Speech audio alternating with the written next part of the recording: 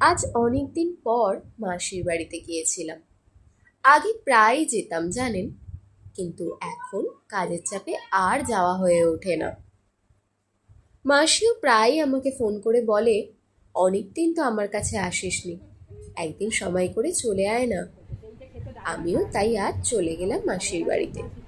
মাসির সাথে মন ভরে সব গল্প করতে আর ছোটবেলা সব কাহিনী শুনতে বেশ ভালো লাগে। বেশি হতো সেটা খেতে কি ভালো খেতে লাগবে, শুধু নুন দিয়ে না, ডিম নুন দিয়ে। আর তার সাথে থাকে যদি সকাল সকাল মাসির হাতে লাল চা। ছোট থেকেই দেখে আসছি, মাসির বাগান তৈরি করতে বেশ ভালো লাগে।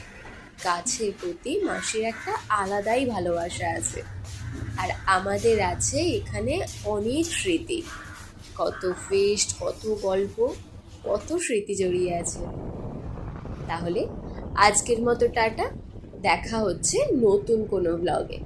টাটা।